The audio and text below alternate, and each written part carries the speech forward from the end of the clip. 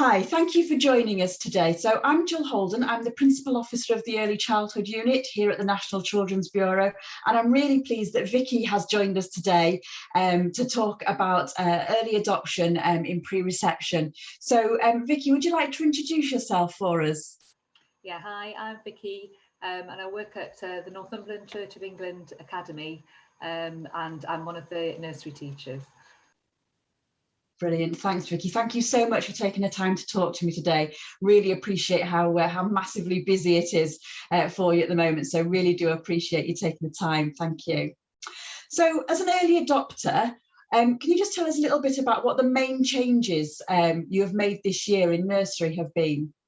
Yeah, I think we sort of started off looking at the curriculum and thinking about what we do now and also what works well at the moment, and sort of started from that point of view, and then to see what our children need at school and what our sort of community needs as well. So it was a good point to start off from, really, just looking at what we do now, what works well, and then how can we sort of put that in place in the future.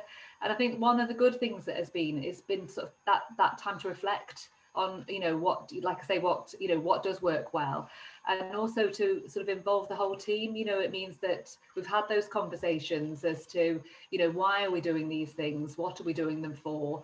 We've also got 2-year-old provision at our school, and obviously going on to reception, so that sort of flow through of how it sort of leads on from from the 2-year-olds through to nursery, through to reception, and sort of giving us a more sort of overall picture of what the child needs in our setting, and just thinking about for a child coming in, what would it look like to them, what's our offer, really. And it's just made us have loads of those conversations, and I think that's been a useful time, because you tend to go along and do the usual thing because we've done that before, so it's been a good time to reflect. That's great, thank you. I think that's a really important point as well, having that stop chance to just gather your thoughts and look at where you're from. So that's brilliant, thank you. So can you just tell me a little bit about what the key differences that you've made? Yeah, well, because of the area we're in, it's quite a disadvantaged area. So we've always had a big focus on communication and language.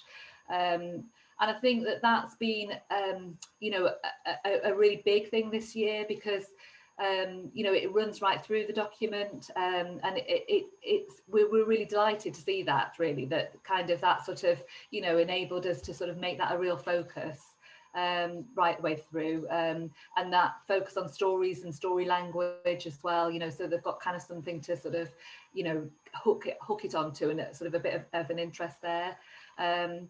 And also the other one that really stands out is the maths, because sort of kind of reducing the maths down, to sort of work in those numbers 1 to 5, rather than having to think, right, we've got to go for the bigger numbers, we've got to push them further. Really sort of spending that time with those sort of individuals to get to grips with their math skills, and not just sort of recognizing numbers, but really sort of going deeper, sort of, the subitizing, sort of the thinking of, what comes before, what comes after. And I think it's kind of allowed us almost to do that, rather than thinking we've got to move on, just to sort of take that pace down, and really just sort of go to the depth, rather than the breadth, I suppose, with it. Yeah, those skills, I suppose, is developing the skills. That's really great, thank you. So, as you know, one of the aims of the reforms was about reducing paperwork. Have you found this to be the case for you? Yeah, I think it's enabled us to have more sort of purposeful time with the children. I think as a nursery teacher, you kind of, almost as a child walks through the door, you've got that gut feeling of how they are and what sort of their levels and abilities are.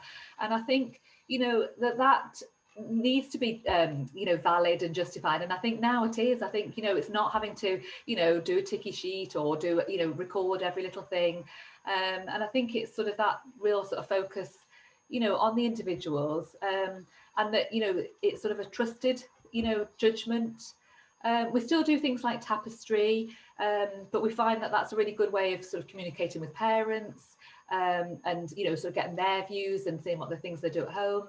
And the other thing we do still is sort of floor books. So we do put photographs in of things they've done or children's work. But again, it's more, the reason why we're doing that is more of a communication tool for the children, so they can kind of reflect on their learning. It's not sort of for a specific purpose. It's more for the children, and we find that that's sort of working well at the moment. Great, thank you. So thinking about that as well, has your method of assessment changed? Yes, we're just now just doing an on-entry assessment and an exit assessment. So the exit assessment really is kind of a transition. So it's that discussion with the reception teacher of individual progress, where they are, and what they need to do next. But we've also really simplified it down. Now they've not got all the age bands. We've just gone for on track or below, and it's kind of made us really think about those children that are below. What do they need? And I suppose it's kind of made us sort of think it's more of like a focus for them as to the starting points of where they need to go. So we would continue to look at those children right through the year and see if they're still on track, but it's not like a data capture or like a formal assessment. It's more sort of kind of what you would do anyway with your conversation with your your TA, and that sort of the conversation you have with yourself almost, that sort of and I think because it's simplified, you know in your head straight away those children are below, this group needs to do kind of the next step, and I think that's sort of made it easier for us in that sense, and made it more relevant and helped us to plan. That's really, really helpful, Vicky. Thank you so much indeed. So just before we finish, if I could ask you, if you had one piece of advice for the nursery teachers out there who are preparing to use the reforms from September, what would that one piece of advice be? I think it's really to have a really sound knowledge of child development. I think once you know that, and you kind of know those children, if they're on track, and what sort of levels they should be, it's if you've got a good understanding of that, then that's going to be really helpful, and to enjoy the journey, I think, with them, that enjoy the children, enjoy the journey, and I think you can be that part of their journey much more now, and I think that's really nice. So yeah, child development, and why we're all here really, to spend time with the children and enjoy it. Brilliant, thank you so much, and that's so lovely. I think you're absolutely spot on about that, the why we're all here, and it's about the children. So thank you so much for taking this time out of your really busy day to come and talk to me today, Vicky. Really, really appreciate it, and also know that everybody who's tuning in to listen to this will also appreciate your help and support there as well. So thank you very much indeed, and take care. Thanks.